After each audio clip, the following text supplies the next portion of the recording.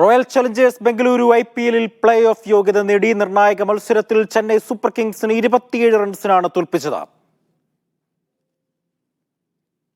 Mahesh പോലൂരുണ്ട് sports ഡെസ്കിൽ നിന്നും വിവരങ്ങൾ നൽകാനായി.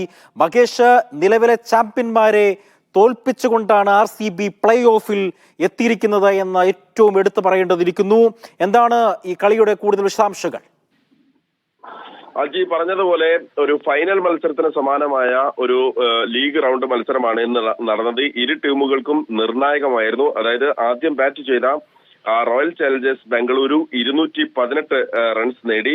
പക്ഷേ ചെന്നൈക്ക് ഇന്ന് പ്ലേ ഓഫിൽ എത്താൻ ആ റൺസ് മറികടക്കേണ്ട സാഹചര്യം ഉണ്ടായിരുന്നില്ല. 201 റൺസ് നേടിയിരുന്നെങ്കിൽ ചെന്നൈക്ക് ഇന്ന് പ്ലേ ഓഫ് ഉറപ്പിക്കാമായിരുന്നു. പക്ഷേ മറുപടി ബാറ്റിംഗിൽ ചെന്നൈക്ക് തുടക്കത്തിലെ പിഴച്ചു. ആദ്യ പന്തിൽ തന്നെ ക്യാപ്റ്റൻ ഋതുരാജ് ഗെയ്ക്വാദിന്റെ വിക്കറ്റ് നഷ്ടമാകുന്നതാണ് കണ്ടത്. പക്ഷെ 6 വിക്കറ്റ് നഷ്ടപ്പെട്ടിട്ടും അവസാന നിമിഷം MS ധോണിയും അതുപോലെ തന്നെ രവീന്ദ്ര ജഡേജയും ചെന്നൈക്ക് വലിയ പ്രതീക്ഷ നൽകി.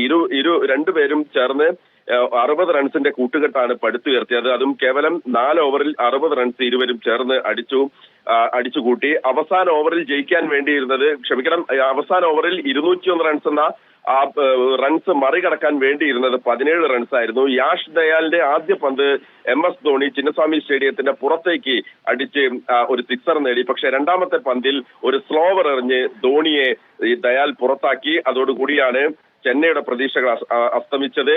പിന്നീട് രവീന്ദ്ര ജഡേജ മത്സരത്തിലേക്ക് തിരികെ കൊണ്ടുവരാൻ ശ്രമിച്ചെങ്കിലും നടന്നില്ല. എന്തായാലും ഒരു തോൽവി നിലവിലെ ചാമ്പ്യന്മാർക്ക് 27 റൺസിന്റെ തോൽവിയാണ്. പക്ഷേ 9 റൺസ് അകലെ അവർക്ക് പ്ലേ ഓഫ് നഷ്ടപ്പെട്ടിരിക്കുന്നു എന്നുള്ളതാണ് നമ്മൾ ഏവരും ഉറ്റുനോക്കുന്ന ഒരു പ്രധാനപ്പെട്ട കാര്യം. അജി,